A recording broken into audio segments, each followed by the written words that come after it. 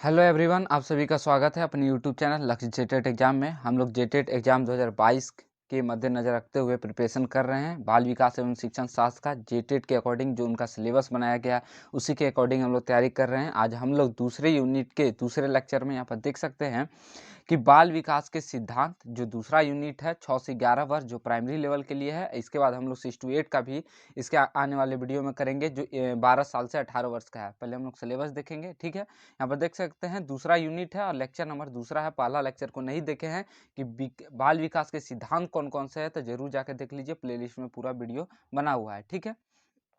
पहले हम लोग सिलेबस को समझते हैं। यहाँ पर देख सकते हैं हम लोगों ने अभी तक किया है। यहाँ पर बाल विकास एवं शिक्षण शास्त्र का सिलेबस है। पहला यूनिट हम लोगों ने बहुत ही अच्छे तरीके से कर लिया। प्लेलिस्ट में वीडियो नहीं देखे तो जाके देख लीजिए। हम लोग दूसरे यूनिट का दूसरा लेक्चर इसलिए बोल रहे हैं क्योंकि हम लोगों ने बाल विकास के सिद्धांत को पहले लेक्चर में किया है और उसकी अवस्था जो दिया गया है यहाँ पर देख सकते हैं 6 से 11 वर्ष, उसको आज हम लोग करेंगे, ठीक है। इसके बाद हम लोग देखते हैं यहाँ पर 6 to 8 का सिलेबस है, सेम सिलेबस है, देख सकते हैं। इसमें भी दूसरे चैप्टर में यहाँ पर बताया गया है बाल विकास के सिद्धांत और उसकी अवस्था को सिर्फ विस्तार किया गया है 12 से 18 वर्ष, जिसको हम लोग नेक्स्ट वीडियो में करेंगे। आज हम लोग यहाँ पर प्राइमरी जो है 1 to 5 का 6 से 11 वर्ष की अवस्था को करेंगे, ठीक है। चलिए एक एक अवस्था को देखते हैं, क्या है उसका, क्या क्या विशेषता है शिक्षा में, उसका एजुकेशन में क्या उसका महत्व है, ठीक है। चलिए, विकास की अवस्थाएं जो हम लोग का आज यूनिट है, ठीक है, उसमें क्या क्या अंतर्गत है चलिए देखते हैं। तो पहला जो पॉइंट हम लोगों ने लिखा है कि मानव का विकास विभिन्न आयु स्तरों में विभिन्न विभिन्न होता है, ठीक है। तो आपको ही पता है कि हर बालक का जो डेवलपमेंट की क्रिया होती है वो क्या होती है, हर स्टेज में हर आयु में अलग अलग होती है।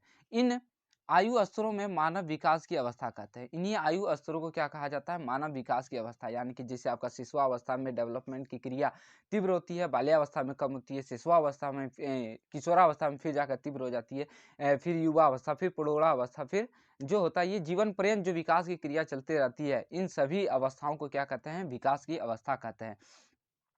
विद्वानों ने इन अवस्थाओं को लेकर अत्यंत मतभेद है। आपको ही पता है कि जो डेवलपमेंट की आप देखिएगा एज के बारे में तो काफ़ी अलग-अलग मनोवैज्ञानिकों ने अपना अलग-अलग राय दिया है। सभी के अलग-अलग डेवलपमेंट का एज बताया गया। हम लोग आने वाले देखेंगे, यहाँ पर सभी बिंदुओं को आज देखेंगे। तो एक अलग-अलग मनोवैज्ञानिक का क्या है, अवस्थाओं को लेकर बहुत सारा मतभेद है। पियाजे के मतानुसार अलग है उनका थ्योरी का जो एज है।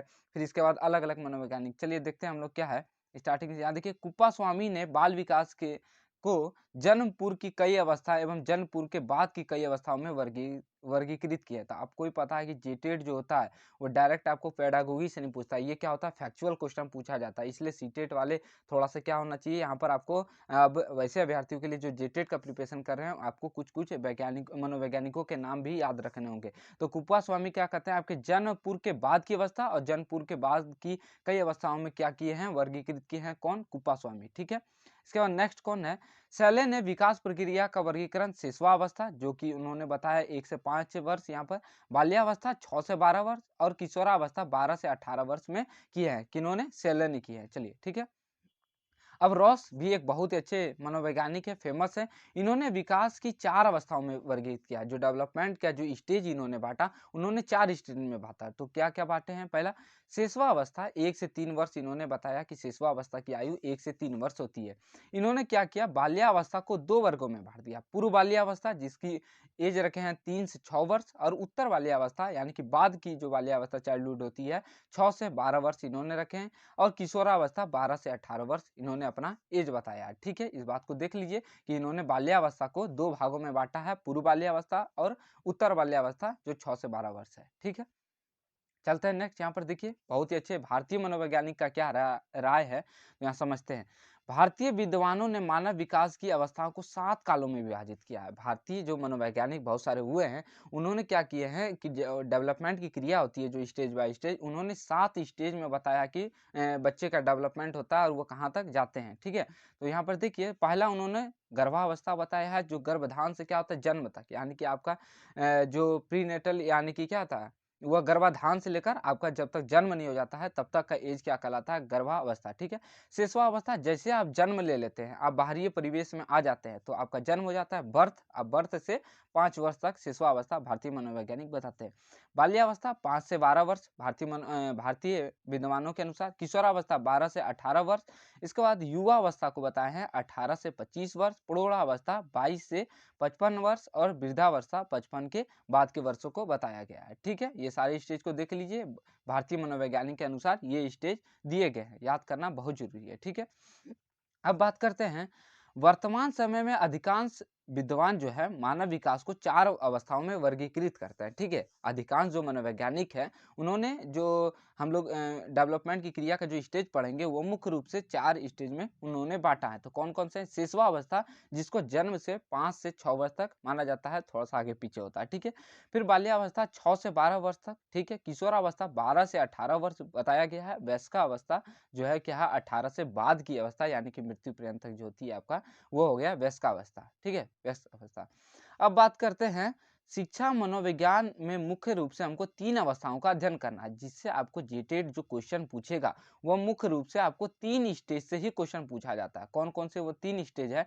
तो पहला आपका शिशुआवस्था से क्वेश्चन आएगा, दूसरा आएगा बाल्यावस्था से, और किशोरावस्था 6 to 8 लेवल के लिए है, जो कि 12 से 18 वर्ष तक के बाद का था। 2 लेवल हो गया प्राइमरी का, जो शिशुआवस्था बाल्यावस्था हो गया, और किशोरावस्था आपके 6 to 8 लेवल का। लेकिन पढ़ना तो सब पड़ेगा, इसलिए सारी चीज को हम लोग एक एक करके देखेंगे। ठीक है, चलिए यहाँ पर देखते हैं विकास की विभिन्न अवस्थाएं में सबसे पहला क्या आता है, हम लोग समझते हैं कि गर्भावस्था। ठीक है, गर्भकालीन अवस्था। हम लोग शिशुआवस्था से पहले भी तो बच्चे का जो डेवलपमेंट होता है तो उसके बारे में थोड़ा सा हम लोग जान लेते हैं, फिर शिशुआवस्था के बारे में पढ़ेंगे, बहुत ही डीप से पढ़ेंगे, गहराई से। जो भी हम लोगों ने वीडियो अभी तक पढ़ा है बहुत ही डीप से पढ़ा है, जिससे लगातार सीटेट क्वेश्चन पूछता है। ठीक है, जेटेट में लगातार इससे भी क्वेश्चन पूछा जाता है, हम लोग जेटेट को फोकस करते हुए पढ़ाई कर रहे हैं। ठीक है, तो गर्भकालीन अवस्था के अंतर्गत क्या क्या होता है, इस अवस्था में गर्भाधान से लेकर जन्म तक मानी जाती है। जो गर्भकालीन अवस्था है वो क्या है, आपका जो गर्भाधान हुआ और इसके बाद जन्म तक, यानी कि 9 महीने का जो आपका पीरियड रहता है वही आपका गर्भाधान कहलाता है। जो जन्म जैसे आपका हो जाता है, जन्म के बाद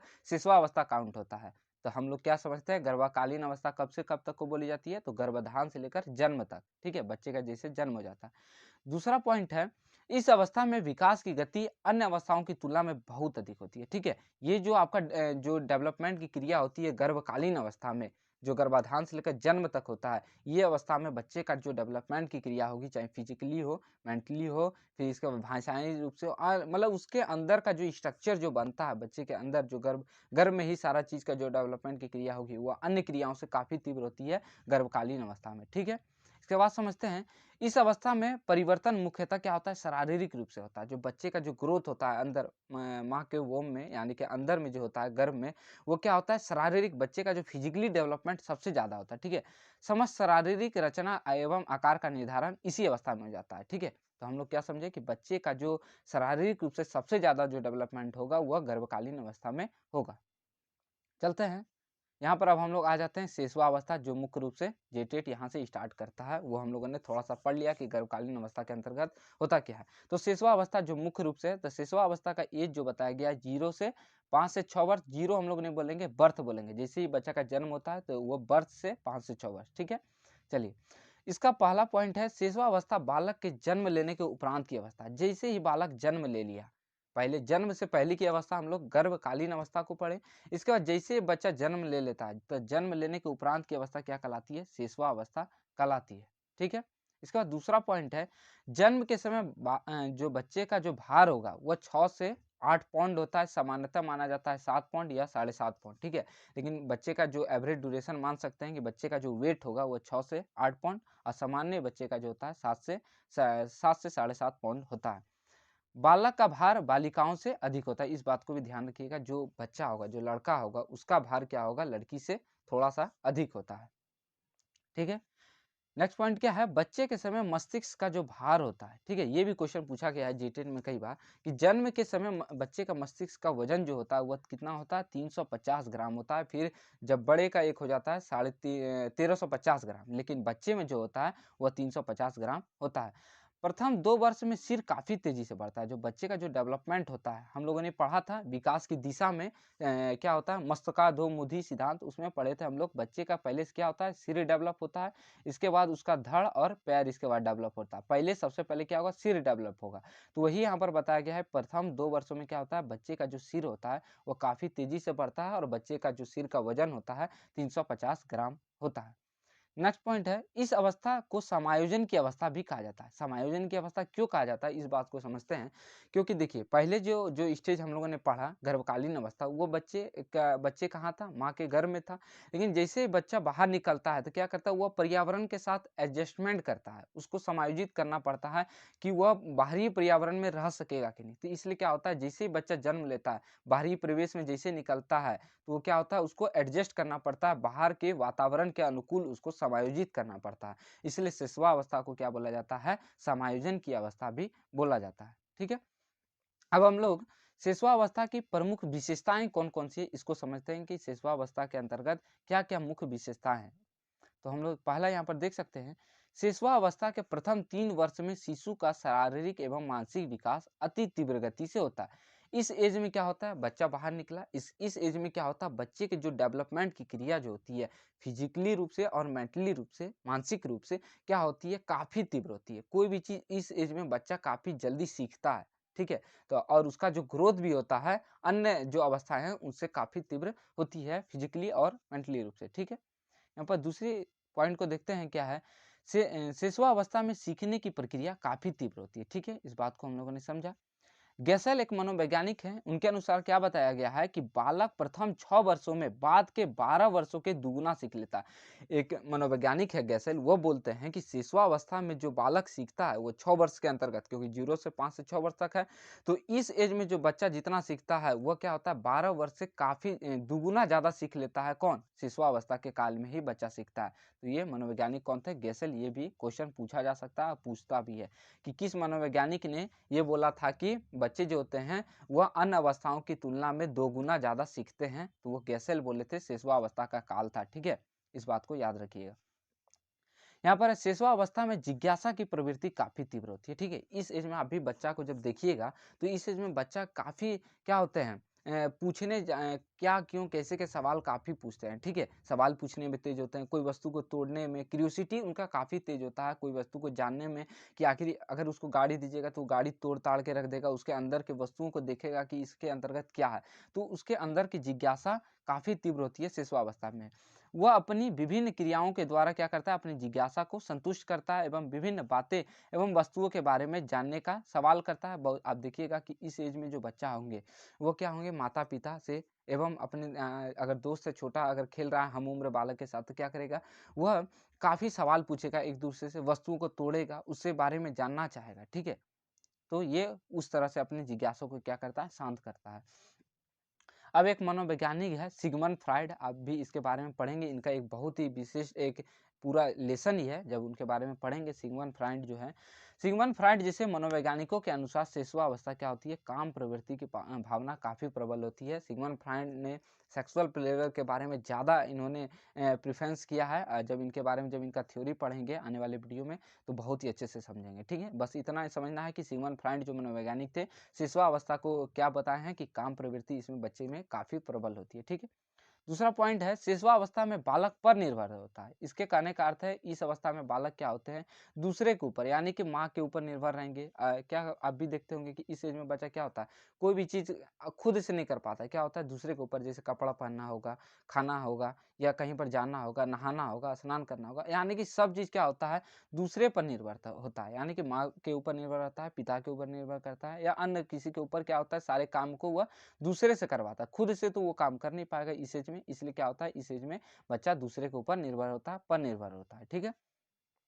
इसके बाद है शिशुआवस्था में नैतिक विकास की भावना क्या होता है, अभाव होता है। इस एज में बच्चा में नैतिक भावना उतना नहीं होता। आप देखिएगा किसी को भी वह उल्टा-सीधा बोल सकता है या दीवार में कोई भी कहीं पर जाएगा तो खरोंच लगा सकता है, पेंटिंग कर देता है या उसको आप देखते होंगे कि इस एज में बहुत सारा अजीब-अजीब सारा काम करेगा, उसमें नैतिक की भावना कुछ नहीं होती है।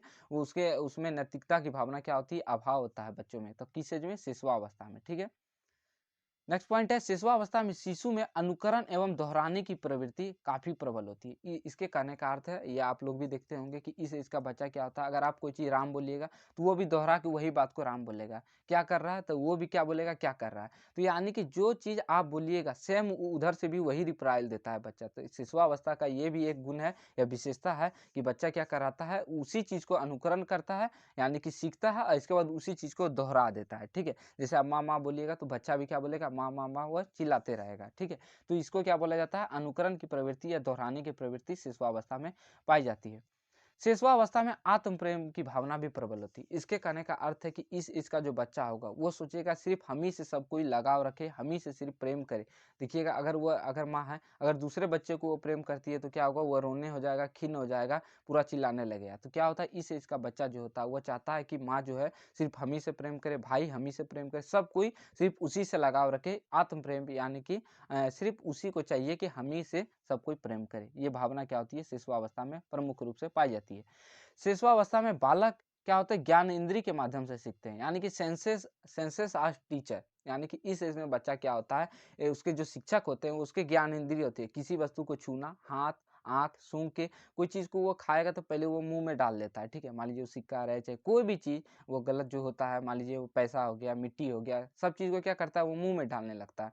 तो ये क्या होता है, वो ज्ञान इंद्रिय के माध्यम से वह देखना चाहता है, इसको कोई चीज़ को छू के पकड़ के वो सीखता है। ठीक है, तो यानी कि सेंसेस आर टीचर, हर चीज़ को वह क्या करता है, देख के छू के टच करके सीखता है। इसके बाद है शिशुआवस्था में जन्म के साथ ही बालक कई प्रकार के क्या करने लगते हैं, शिशुआवस्था में जन्म के साथ ही बालक कई प्रकार के समय संवेगों का प्रदर्शन करने, यहाँ पर सॉरी समय लिखा गया है, संवेगों का प्रदर्शन करने लगते हैं। जिससे आप इस अवस्था में क्या होता है, बच्चे रोने, भय क्रोध करने, प्रेम पीड़ा, सारा चीज इसमें आ जाता है। ठीक है, यहाँ पर समय नहीं होगा, संवेग होगा। ठीक है, इस बात को ध्यान में रखिएगा। अब एक मनोवैज्ञानिक है ब्रिजेंस, ब्रिजेंस के अनुसार क्या बताया गया है, इसको भी हम लोग समझते हैं। ब्रिजेंस के अनुसार 2 वर्ष की आयु तक बालक में लगभग सभी संवेगों का विकास हो जाता है। ठीक है, सभी संवेग, हम लोग 14 तरह के संवेग होते हैं, उसको भी पढ़ेंगे। लेकिन अभी यहाँ फिलहाल देख सकते हैं कि ब्रिजेंस क्या बोल रहे हैं कि लगभग इस एज में क्या होते हैं, बच्चों में सभी प्रकार के संवेग आ जाते हैं। शिशुओं में 4 प्रकार के संवेग जैसे भय क्रोध पीड़ा एवं प्रेम की भावना आ जाती है। ठीक है, इस बात को समझ लीजिए कि 2 वर्ष में जो शिशुआवस्था का काल है, इस एज में बालकों में क्या हो जाता है, किसी वस्तुओं के टूटने पर रोने लगता है, किसी वस्तु को अच्छा लगने पर वो हंसने लगता है, क्रोधित होने लगता है। इस एज में क्या हो जाता है, बच्चे में ये सारी भावनाएं आ जाती है। एक एग्जाम्पल के माध्यम से समझेंगे। शिशुआवस्था में बालक का अधिकांश व्यवहार मूल प्रवृत्तियों पर आधारित होता है। कहने का अर्थ है, जैसे भूख लगने पर रोने लगना, तो ये क्या हो जाता है, उसके मूल प्रवृत्ति। कोई वस्तु को टूटने पर क्या हो जाता है, चिल्लाने लगना, हाथ गोड़ पीटने लगना, तो ये क्या होती है, बच्चे की मूल प्रवृत्ति के अनुसार ये होती है। अब समझते हैं कि शिशुआवस्था में शिक्षा का स्वरूप क्या होना चाहिए। जो बच्चे जो प्राइमरी लेवल के या 0 से 5 वर्ष के जो एज का जो बच्चा होता है, उसमें शिक्षा का स्वरूप क्या होना चाहिए, हम लोग के लिए एज ए टीचर या एज ए बच्चे के रूप में हम लोग क्या कर सकते हैं।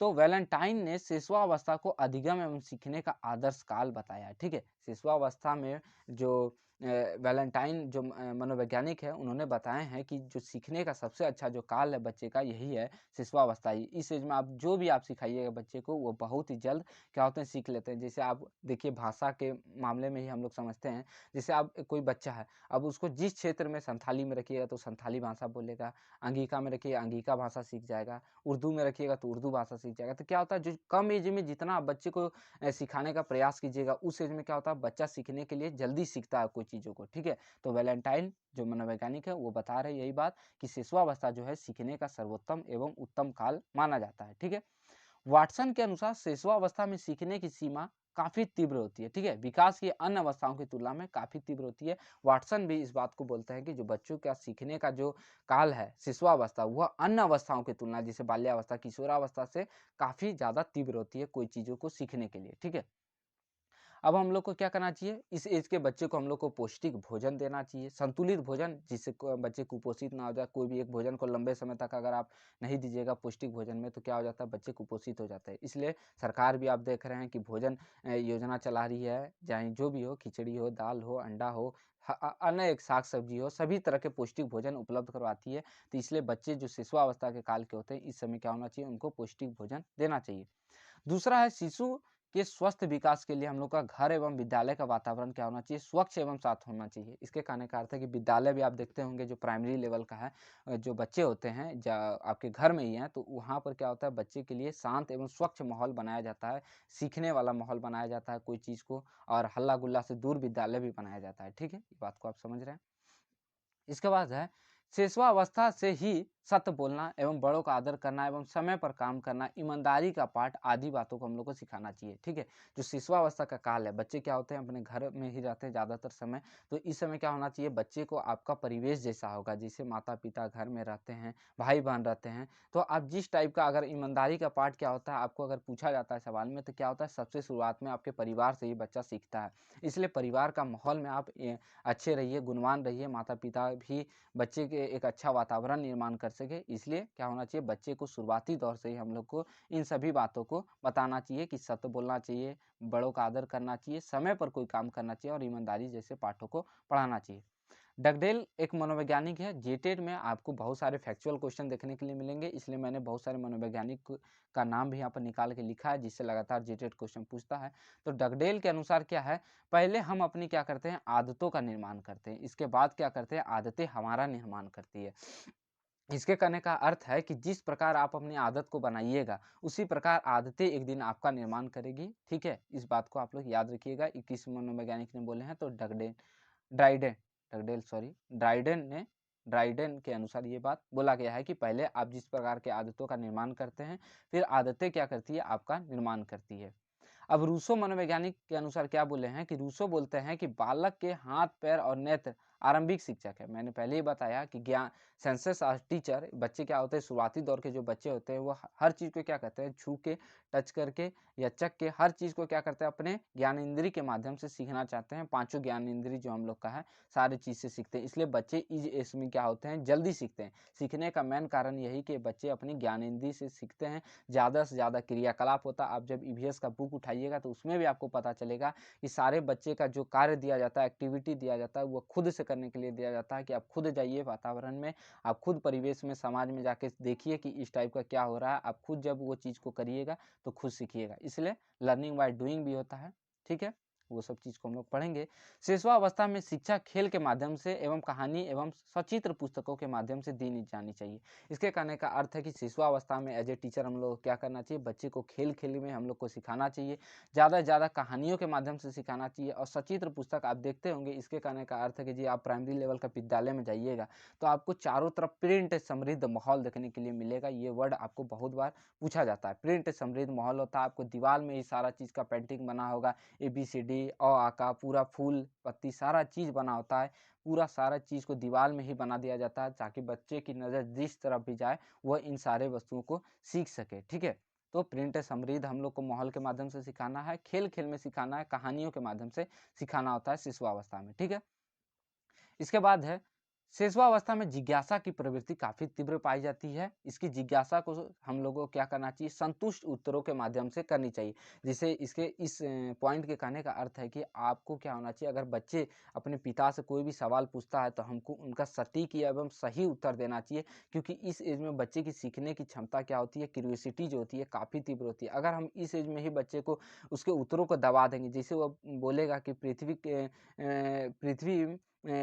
पृथ्वी पर पानी कितना है, या पृथ्वी किस प्रकार घूमती है, कि पृथ्वी का घूर्णन किस प्रकार है, समाज में कितने प्रकार के मतलब उसके मन में जितने भी प्रकार के सवाल आते हैं, हमको उनको क्या होना चाहिए, उचित उत्तरों के माध्यम से उनके सवालों का संतुष्टिजनक हमको जवाब देना चाहिए। ये नहीं कि उनके सवालों को दबाना चाहिए। जैसे अगर कोई सवाल कोई बच्चा पूछता है कि ये कैसे हो रहा है, ये क्यों हो रहा है, तो हम लोग उसको शट डाउन या उसको चुप नहीं करवाना चाहिए। हमको क्या करना चाहिए, उसके उत्तरों को देते हुए आगे बढ़ना चाहिए, ताकि बच्चे इस एज में सीखने की क्रिया जो उनकी जिज्ञासा होती है उनको उचित माध्यम में संतुष्ट किया जा सके। ठीक है, शिशुआवस्था में शिशु को आत्म अभिव्यक्ति के यही बात है कि उसको ज़्यादा से ज़्यादा खुद बोलने के लिए ज़्यादा से ज़्यादा अभिप्रेरित करना चाहिए, कि वो ज़्यादा से ज़्यादा सवाल करे। ठीक है, आप देखते होंगे जो छोटे बच्चे होते हैं वो बहुत ज़्यादा सवाल करते हैं, तो हमको क्या करना चाहिए, उसके अभिव्यक्ति को ज़्यादा से ज़्यादा मौके देने चाहिए कि नहीं। ठीक है, आप और इससे रिलेटेड कोई सवाल है तो आप पूछ सकते हैं। जितना भी बच्चे का मन होगा वो सवाल पूछेगा तो वो ज़्यादा सीखेगा। ठीक है,